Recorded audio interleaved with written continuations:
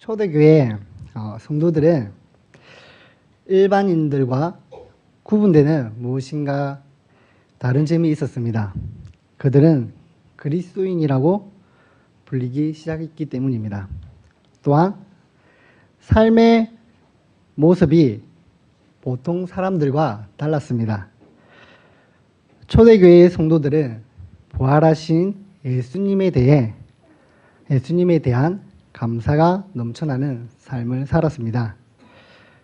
감사로 하나님을 찬양했고 하나님의 은혜에 감사하여 어려운 형제들을 돌보았습니다.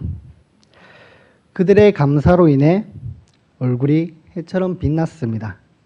예수님도 사도 바울도 항상 감사하며 살았습니다. 그리고 성도들에게 범사에 하라고 권면하며 말하는 것을 또한 잊지 않았습니다. 골로새서는 박해로 감옥에 갇힌 바울이 골로새 교회에 보낸 서신입니다. 사도 바울은 자유가 박탈된 감옥에서 오히려 골로새 성도들을 향하여 감사할 것을 당부합니다. 학자들에 의하면 이 무렵에 바울의 나이는 60세가 넘을 것으로 보기도 합니다. 이러한 많은 나이에도 비록 감옥에 있었지만 감사로 가득 찬 아름답고 건강한 영혼을 가진 바울임을 알 수 있습니다. 만일 누군가의 영적 성숙도를 평가하는 기준으로 무엇인가를 삼는다면 그것은 바로 그가 얼마나 감사하는 삶을 살아가고 있느냐에 따라 그 기준을 삼을 수 있을 것입니다. 오늘 본문을 통해서 어떻게 감사의 삶을 살 수 있는지를 하나님이 우리에게 말씀하고 계십니다. 그 첫 번째로 예수님 때문에 감사할 수 있습니다. 오늘 보신 본문을 제가 한번 다시 읽어드리겠습니다. 그러므로 너희가 그리스도 예수를 주로 받았으니 그 안에서 행하되 그 안에 뿌리를 박으며 세움을 받아 교훈을 받은 대로 믿음에 굳게 서서 감사함을 넘치게 하라라고 되어 있습니다. 그리스도인은 예수님 안에 뿌리를 내린 사람들입니다. 하나님의 백성이며 하나님의 일꾼입니다. 예수님을 주로 고백하며 새 생명을 얻은 사람들입니다. 그리고 그러한 우리 그리스도인이 감사할 수 있는 것은 바로 그 중심에는 예수님이 있기 때문입니다. 우리 그리스도인들이 감사의 열매를 맺을 수 있는 것은 우리 중심이자 뿌리가 바로 예수님이기 때문입니다. 우리는 자격이 없는 죄인임에도 불구하고 하나님의 은혜를 받아 하나님의 자녀가 되었습니다. 이 은혜를 생각할 때마다 십자가의 죽으심으로 우리를 구원해 주신 예수님께 감사해야 합니다. 불평으로 가득했던 우리의 삶이 감사함으로 가득한 인생으로 변화되고자 한다면 우리는 어떻게 해야 할까요? 그것은 바로 충만함이 가득하고 그 다음에 중심이신 그리스도의 말씀이 우리의 속사람에게 우리의 마음의 밭에 채워져야 합니다. 예수님의 말씀이 우리 중심에 있다면 우리의 생각이 바뀌게 될 것입니다. 그리고 우리 생각이 바뀜에 따라서 마음 또한 바뀌게 될 것입니다. 마음이 변하면 우리의 바라보는 시선이 긍정적으로 변화가 될 것입니다.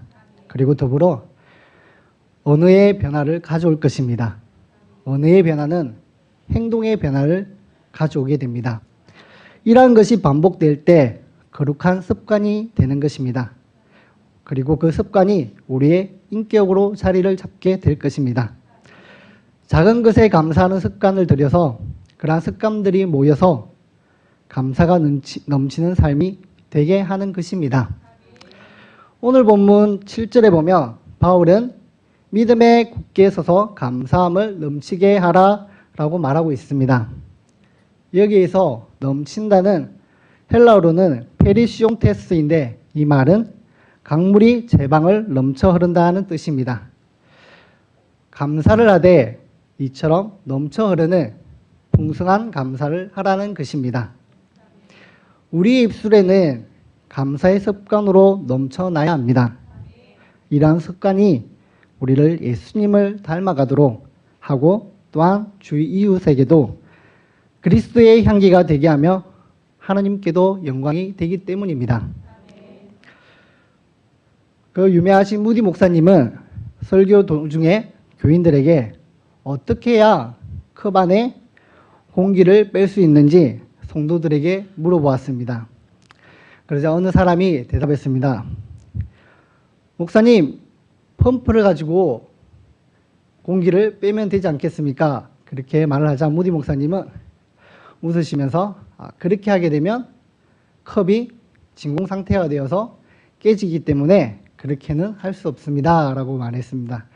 그러자 여러 사람들이 또한 그에 대해서 여러 가지 잘못 대답을 하였습니다. 그리고 많은 사람들이 대답이 있은 후에 무디 목사님은 미소를 지으면서 컵을 들으시고 그 위에 주전자를 부었습니다.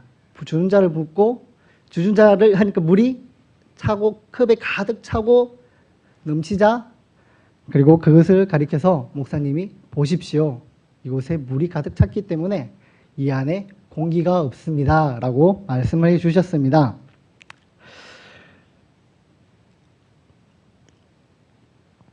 그렇습니다. 컵에 물이 가득해서 공기가 없듯이 존재할 수 없듯이 우리 안에 감사가 가득 찬다면, 감사가 우리 안에 흘러 넘친다면 우리를 넘어지게 하는 사악한 마음들이나 죄가 끼어들 수 없을 것입니다. 우리가 빈틈없이 우리 마음에 감사를 충만하게 채운다면 빈컵에 물이 가득 찼을 때 그 안에 공기가 없듯이 우리에게도 더 이상 감사하지 못할 것은 없게 될 것입니다. 우리의 삶은 마음으로 어떻게 받아들이냐에 따라 감사함이 다릅니다. 우리의 인생의 가치는 감사하는 시각의 차이에 따라 다르게 나타납니다. 그러므로 감사의 터 위에서 하나님의 일꾼답게 삶의 집을 세워 나가야 합니다. 감사하는 삶을 살아가는 사람들은 너무나 아름다워서 빛이 납니다. 감사가 넘치는 사람들은 너무나 아름다워서 모든 사람들에게도 감동을 줍니다. 예수님께서 3년 동안 가르침을 받은 제자들은 성령의 충만함을 받아 복음을 전하는 사역에 최선을 다했습니다. 성령의 뜨거움으로 가득 찼던 제자들은 예수님의 십자가의 부활을 전하기 위해 세계로 나아갔습니다. 그리고 그들의 삶에는 감사가 넘쳤고 놀라운 복음화가 이루어졌습니다. 이처럼 감사가 넘치는 삶은 예수님의 명령이신 복음 전도의 시작인 것입니다. 우리는 내가 얼마나 하루를 감사하며 살아가는지 매 순간 점검하고 감사의 습관을 들이는 저와 여러분이 되기를 바랍니다. 그리고 오늘 헌신을 다짐하는 구역장님들이 되길 바랍니다. 그리고 두 번째는 감사를 실천해야 합니다. 감사는 헬라어로 은혜란 말과 조언이라는 단어가 합쳐진 말입니다. 헬라인들은 하나님으로부터 오는 좋은 은사를 체험하고 하나님께 응답하는 것을 감사로 이해하였습니다. 그렇습니다. 은혜를 받는 것을 우리가 안다면 그 뒤에는 당연하게 감사가 뒤따라와야 하는 것입니다. 이러한 감사를 표현하는 것이 실천인 것입니다. 오늘 보신 이 편지를 쓴 사도 바울은 감사의 사람이었습니다. 바울은 감사가 몸에 배어있던 사람이었기에 감격과 감사로 평생을 살았습니다. 감사하는 신앙이 그를 성숙한 신앙의 사람으로 변화시켰습니다. 바울은 예수님으로 가득 찬 사람이었습니다. 다메섹에 찾아오신 예수님은 바울의 삶을 통째로 바꿔놓으셨습니다. 바울 안에 예수님이 가득하기 때문에, 그리고 하나님께 받은 은혜를 체험하고 알았기에 바울은 항상 하나님께 감사할 수 있었습니다. 바울은 고난 속에서도 하나님께 감사했습니다. 그리고 찬양으로 감사의 표현을 했습니다. 기쁨과 감사의 마음을 담아 하나님을 찬양했습니다. 그리고 예수님이 구원해 주신 것에 찬양했습니다. 찬양하는 가운데 옥문이 열리는 놀라운 일이 일어나기도 했습니다. 이처럼 감사를 표현했을 때, 그리고 감사를 실천하는 삶을 살 때 바울처럼 놀라운 기적의 은혜를, 그리고 또 다른 감사할 수 있는 일들이 차고 넘치는 것을 체험하게 되는 것입니다. 그리고 고린도 교회의 성도들의 삶을 보면 하나님께 받은 은혜를 어떻게 감사로 표현했는지 잘 나타나고 있습니다. 고린도 교회는 자신들도 어려운 생활을 했지만 자신들보다 더 어려운 예루살렘 교인들을 위해 헌금을 함으로 하나님께 감사의 실천을 보여주었습니다. 고린도후서 9장 6절에서 9절의 말씀입니다. 이것이 곧 적게 심은 자는 적게 거두고 많이 심는 자는 많이 거둔다 하는 말이로다. 각각 그 마음에 정한 대로 할 것이요 인색함으로나 억지로나 하지 말지니 하느님은 절겨내는 자를 사랑하시느니라. 하나님이 능히 모든 은혜를 너희에게 넘치게 하시나니 이는 너희로 모든 일에 항상 모든 것이 넉넉하여 모든 착한 일을 넘치게 하게 하려 하심이니라. 기록된 바 그가 헛터 가난한 자들에게 주었으니 그의 의가 영원토록 있느니라 함과 같으니라. 아멘. 바울은 고린도 교회를 향해 자신들의 살아가는 삶도 어려웠지만 씨앗을 땅에 심어 수십 수백 배를 수확하게 되듯이 어려운 이웃에게 하나님의 사랑을 보여주는 복음의 삶을 사는 것을 칭찬했습니다. 고린도 교회는 감사함으로 자신들보다 더 어려운 이웃을 볼 줄 알고 그들에게 사랑을 실천할 수 있었습니다. 이처럼 감사를 하는 것은 놀라운 일들을 가능하게 합니다.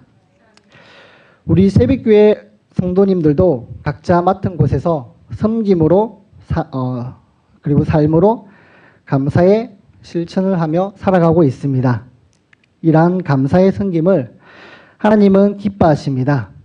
우리가 이렇게 감사의 씨앗을 심는다면 하나님께서 감사의 열매가 넘치게 하실 것입니다. 이러한 하나님의 약속을 믿고 우리는 열심히 감사의 씨앗을 고백하고 또한 실천으로 씨를 뿌리는 저와 여러분이 되기를 바랍니다. 특별히 오늘 헌신을 예배로 드리는 구역장들에게도 이러한 은혜가 있기를 바랍니다. 그리고 마지막으로 어려움은 감사를 기억하게 합니다.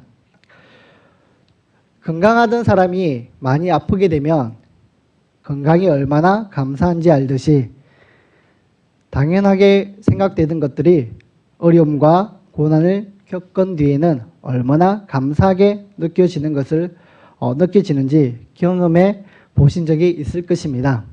이처럼 어려움을 겪는 것은,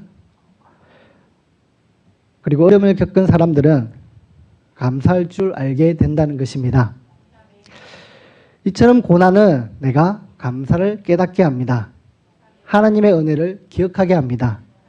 우리가 힘들 때, 어려움이 있을 때 감사하시길 바랍니다. 감사는 어려움이 나에게 닥쳐올 때 그 어려움을 이겨내게 해주는 힘을 줍니다. 감사는 하나님을 믿는 것에서 시작되기 때문입니다. 어느 날 한 소년이 엄청나게 큰 돌을 옮기려고 애를 썼지만 그 돌은 꼼짝도 하지 않았습니다. 마침 그 장면을 보고 있던 그 그의 아버지가 말했습니다. 아들아, 너는 모든 힘을 다 동원해 보아라. 그러자 소년은 다시 있는 힘을 다 사용해 보았지만 그러나 여전히 그 큰 돌은 움직이지 않았습니다. 그러자 아버지가 다시 물었습니다. 너의 모든 힘을 다 사용해 보았느냐? 그러자 그 소년이 네 라고 대답했습니다. 그러자 그 아버지께서 아니야, 너는 내가 쓸 수 있는 모든 힘을 다 사용하지 않았어. 너는 아직까지 이 아빠의 도움을 구하지도 않았잖아 라고 말했습니다. 그렇습니다. 우리가 감당하기 힘든 일이 있습니까? 그렇다면 전능하신 하나님께 의지해 보시기 바랍니다. 우리를 능히 도우실 수 있는 하나님 아버지가 우리에게 있기에 우리는 어떠한 어려운 상황에서도 감사할 수 있는 것입니다. 내가 도저히 감사할 수 없는 힘든 일이 나에게 있다면 하나님을 믿고 도움을 구하시기를 바랍니다. 그렇다면 우리의 어떠한 상황에서도 감사할 수 있을 것입니다. 어떤 한 소년이 이러한 고백을 했습니다. 나의 부친이 나의 아버지가 큰 집을 짓게 된 것이나 많은 농토를 소유하게 된 것이 축복이 아니라 나의 아버지가 하나님께 감사할 수 있게 된 그 순간부터 우리 집안에 진정한 축복이 시작되었습니다. 라고 고백했습니다. 소유가 많아진 것이 축복이 아니라 은혜와 감사를 아는 것이 축복인 것입니다. 그리스도인으로서 자녀에게 물려줄 가장 중요한 것은 감사하는 삶일 것입니다. 우리가 하나님께서 찾으시는 감사가 넘치는 일꾼이 되기를 바랍니다. 그리고 감사를 아는 일꾼으로 헌신을 다짐하는 구역장 헌신 예배를 드리는 구역장님들에게 그리고 이곳에 계시는 모든 성도님들에게 하나님에게 이러한 은혜가 넘치기를 바랍니다. 기도하시겠습니다.